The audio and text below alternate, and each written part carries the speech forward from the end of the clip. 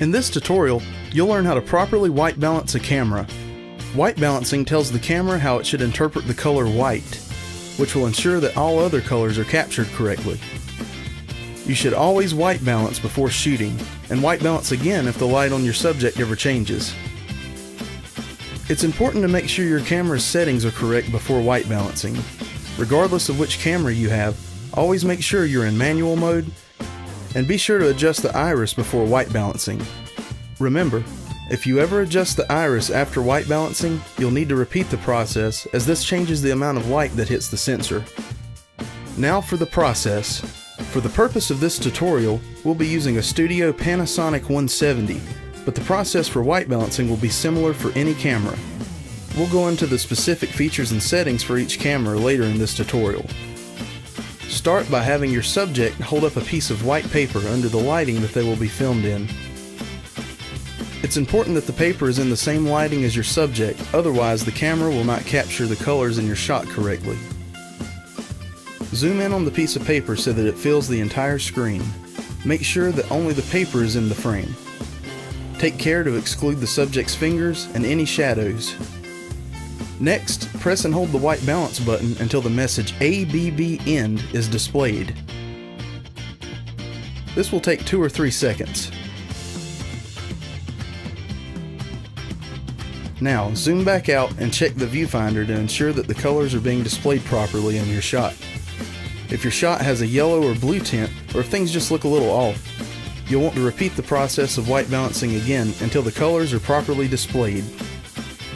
Now for the cameras. The 3 cameras we'll be talking about today are the Panasonic 150, 80, and 40. Let's look at the settings for each camera specifically. You need to make sure these settings are correct before white balancing. First up is the 150. Like the 170 used earlier in this tutorial, the white balance button on the 150 is located on the front of the camera. The iris wheel and manual mode switch are located on the side. You'll want to ensure that auto iris is not on by pressing the iris button to toggle this feature off. This camera has a neutral density filter, which blocks excess light. This comes in handy when filming outside or in any other extreme lighting condition. Always try to get your exposure correct with the iris, but if things are still too bright, switch this filter on to block excess light. Also, this camera has an A/B preset switch. A and B are used to save white balance settings for quickly changing between different lighting conditions. Preset is a default white balance setting that may be good in a pinch, but typically is only used when absolutely necessary.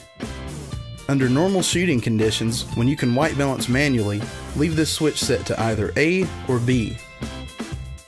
Next, let's look at the 80. The white balance button is located on the side of this camera, along with the iris wheel and the manual mode switch. With the Panasonic 80, you'll want to make sure that auto white balance is turned off.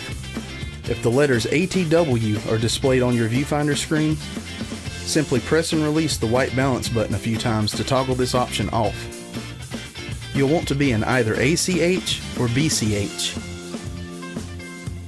Now for the 40. Just like the 80, the white balance button, iris wheel, and the manual mode switch are all located on the side of this camera. One more time, let's review the process for white balancing. 1. Make sure your camera's settings are correct. 2. Have your subject hold up a piece of white paper and zoom in to fill the frame. Remember, make sure no fingers or shadows are on the paper. 3. Press and hold the white balance button until the message ABB End appears on the screen. 4. Zoom back out and verify that your shot's colors look correct. Always remember, if the light on your subject ever changes during a shoot, you'll want to white balance again before continuing. Failing to do this may require you to use color correction during post-production. So always take the time to properly white balance your camera. Thanks for watching, and happy shooting.